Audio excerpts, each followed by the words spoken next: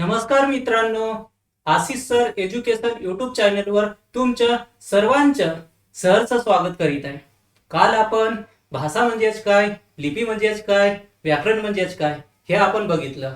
त्याच्यानंतर आज आपण ऑब्जेक्टिव्ह घेणार आहोत.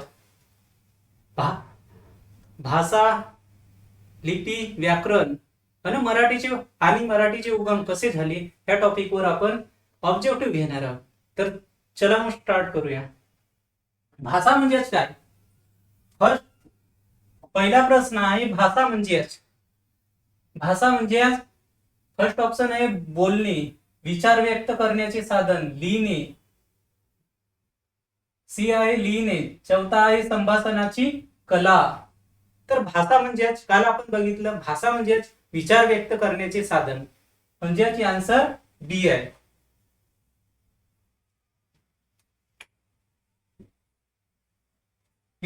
भाषा म्हणजेच विचार व्यक्त करण्याचे साधन. भाषा हा शब्द भास ह्या संस्कृत धातूपासून तयार झालेला आहे.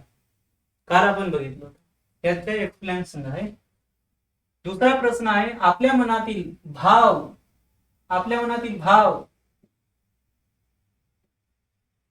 अथवा विचार व्यक्त करण्याचे साधन म्हणजेच पहिला शब्द, दुसरा बी, सी ऑप्शन आहे कल्पना, डी ऑप्शन आहे भाषा.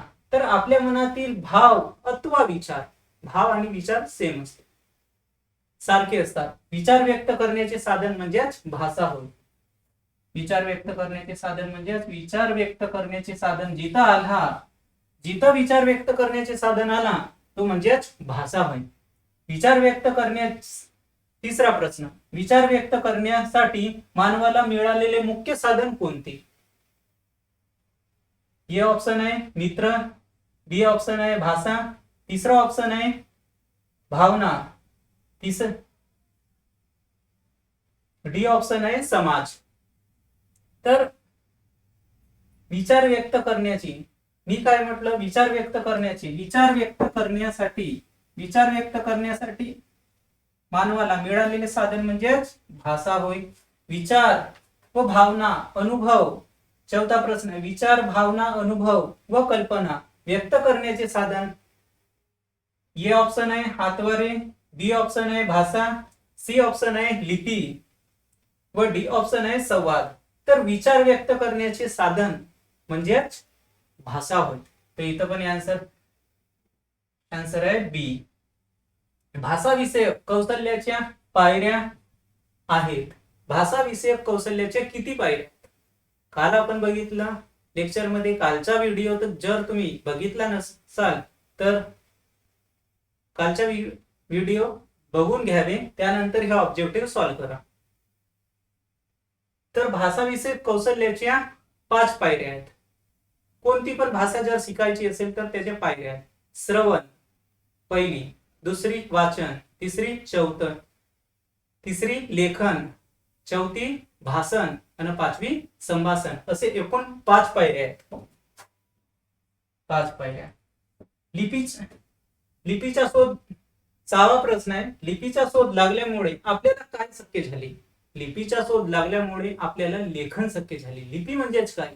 आवाजाच्या व ध्वनीच्या प्रत्येक खुणेला आपण जो लेखन करतो त्यालाच लिपी असे म्हणतात. लिपी हा शब्द लिपणे या शब्दापासून तयार झालेला आहे.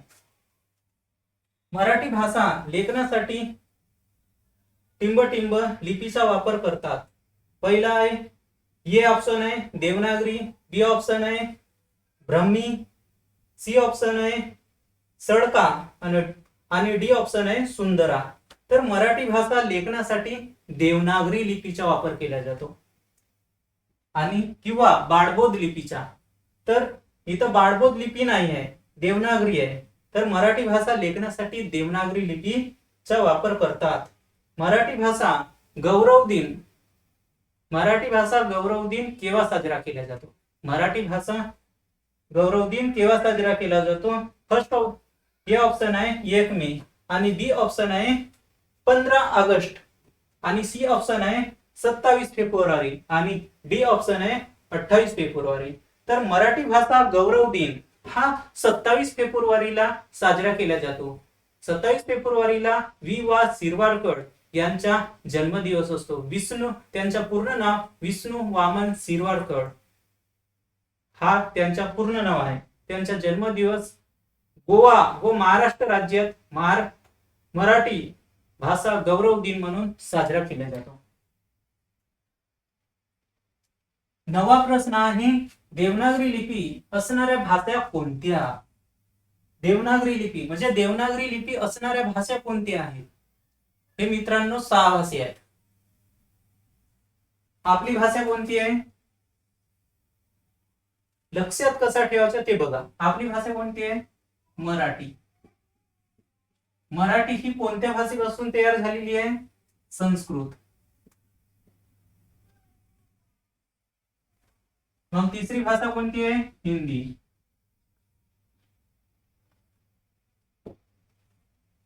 चौथी भाषा कोणती आहे?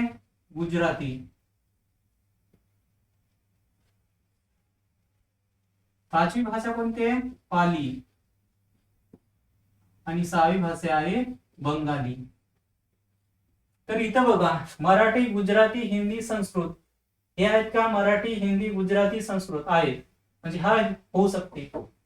डी ऑप्शन आहे. मराठी, हिंदी, इंग्रजी आहे. हा होऊ शकत नाही. कानडी पण आहे का तिथं? नाहीये. म्हणजे हा होऊ शकत नाही. मराठी भाषा, तेलुगू, हिंदी, संस्कृती. मराठी, तेलुगू, हिंदी आणि संस्कृत. तिथं आहे का संस्कृत भाषा आहे? हिंदी पण आहे, तेलुगू नाही, म्हणजे हा पण ऑप्शन नाही. मराठी, कानडी, गुजराती, बंगाली. तिथं कानडी ऑप्शन आहे का? नाही, म्हणून हा पण ऑप्शन नाही. तेलुगू. तर आपला आन्सर कोणता आहे? ये आन्सर आहे. देवनागरी लिपी लिहिण्याची बरोबर पद्धत कोणती? देवनागरी लिपी ही लिहिण्याची पद्धत कोणती? आपण मराठी भाषा ही देवनागरी लिपीमध्ये लिहिल्या जाते. पण मग आपण मराठी भाषा डावीकडून उजवीकडे लिहितो ना, तर तेच आहे. देवनागरी लिपी ही डावीकडून उजवीकडे लिहिल्या जाते, इकडून इकडे लिहिल्या जाते. देवनागरी लिपी अक्षरे मोडून लिहिली जाते, चुकीचं आहे. देवनागरी लिपी ही उजवीकडून डावीकडे लिहिल्या जाते, चुकीचं आहे. उजवीकडून डावीकडे लिहिल्या जात नाही, डावीकडून उजवीकडे लिहिल्या जाते. देवनागरी लिपी एका खाली एक लिहिली जाते, चुकीचं आहे. आन्सर आहे ये ऑप्शन. आपली भाषा शिक्षण विविध कौशल्यावर सुरू असते. ते कौशल्य फर्स्ट ऑप्शन आहे ऐकणे, बी ऑप्शन आहे बोलणे, सी ऑप्शन आहे वाचणे आणि डी ऑप्शन आहे फिरणे. तर कोणती भाषा जर शिकायची असेल तर फिरणे हा ऑप्शन चुकीचा आहे. डी ऑप्शन चुकीचा आहे. तर डी ऑप्शन कुठं आहे? इथं पण डी ऑप्शन आहे, म्हणजे चूक. डी ऑप्शन चूक, डी ऑप्शन चूक. तर ये ऑप्शन. पहा मित्रांनो, एक जर तुम्हाला माहित राहिले तर सर्व आन्सर मिळतात. भाषा ही नदीच्या प्रवाहाप्रमाणे असते. कारण सांगा. भाषा ही नदीच्या प्रवाहाप्रमाणे. काल मी तुम्हाला सांगितलं होतं की भाषा ही नदीच्या प्रवाहाप्रमाणे असते, कारण प्रत्येक 12 कोसावर ती बदलत असते. तर ऑप्शन बघा. भाषेच्या प्रवाहात वळणे नसतात, भाषेच्या प्रवाहात वळणे असतात, चुकीचं आहे. भाषेचा प्रवाह बी ऑप्शन आहे. भाषेमध्ये बदल होत जातात, हा बरोबर वाटते. बी. भाषेचा प्रवाह अखंड चालू नसतो, चुकीचा आहे. भाषेचा प्रवाह हा अखंड चालू असतो. भाषेच्या व्याकरणात नियमाला मुरूड घालावी लागत नाही, चूक आहे. मुरूड घालावी लागते. भाषेमध्ये बदल होत जातात, हा बरोबर आहे. भाषा ही नदीच्या प्रवाहाप्रमाणे असते, कारण भाषेमध्ये बदल होत जातात. व्याकरण म्हणजेच काय?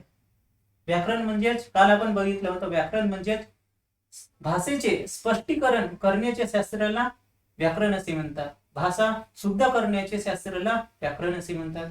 हे पण एक्झाम मध्ये आलेले आहे. तेच आहे. भाषा ही नदीच्या प्रवाहाप्रमाणे असते. व्याकरण म्हणजेच काय? हे ऑप्शन बघा. व्याकरण व्याकरणकारांनी लिहिलेली भाषा, हे ऑप्शन आहे बी. भाषेचे स्वरूप स्पष्ट करणे, भाषेचे स्वरूप नाही, भाषेचे स्पष्टीकरण करण्याचे शास्त्राला, हा चूक आहे, हा पण चूक आहे, हा बरोबर आहे वाटते. उपयुक्त स्पष्ट करणे, हा पण चूक आहे. भाषेचे स्पष्टीकरण करण्याचे शास्त्र म्हणजेच व्याकरण आहे. मराठीतील सर्वात प्राचीन शिलालेख कोठे आहे? मराठीतील सर्वात प्राचीन शिलालेख कोठे सापडतात? श्रवण बेळगोळ कर्नाटकामध्ये आहे.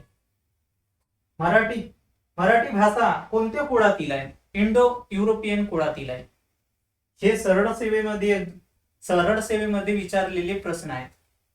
मराठीतील पहिले साप्ताहिक कोणते आहे? मराठीतील पहिले साप्ताहिक दर्पण आहे. 1832 मध्ये बाळाशास्त्री जांभेकर यांनी काढलेले होते.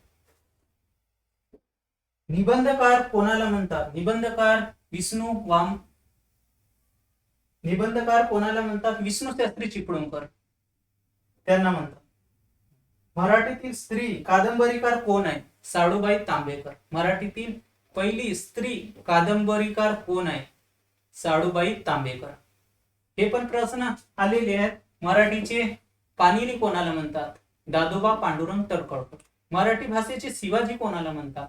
शिवाजी वरून विष्णू, कारण की तिथं विलांटी आहे म्हणून मराठी भाषेचे शिवाजी विष्णू शास्त्री चिपळूणकर आणि मराठी भाषेचे जॉन्सन कृष्ण शास्त्री चिपळूणकर. हे प्रश्न येतात. त्यांचे टोपण नाव पण आहेत. ते सर्व आपण एक टॉपिक घेणार आहोत. सिलेबस मी तुम्हाला दिला आहे, तिथं टोपण नावे पण घेणार आहोत साहित्य विषयक यामध्ये. मित्रांनो, जर तुम्हाला अशाच पद्धतीने पीडीएफ जर हवी असेल तर या नंबरवर 9637064374 या नंबरवर हाय पाठवावे. हाय आणि नोट्स लिहून म्हणून पाठवावे. नोट्स म्हणून व्हॉट्सअप नंबर आहे, त्या नंबरवर हाय आणि नोट्स म्हणून पाठवावे. तुम्हाला सर्व नोट्स प्रोव्हाइड केल्या जाईल एकदम व्यवस्थित पद्धतीने टायपिंग करून. तर त्या नंबरवर संपर्क साधावा मित्रांनो. आणि आशिष सर एज्युकेशन युट्यूब चॅनलला लाईक करा, सबस्क्राईब करा आणि मित्रांना पण शेअर करा. थँक्यू. पुढचा आपण टॉपिक घेणार आहोत दुसऱ्या लेक्चरला. नमस्कार मित्रांनो. थँक्यू.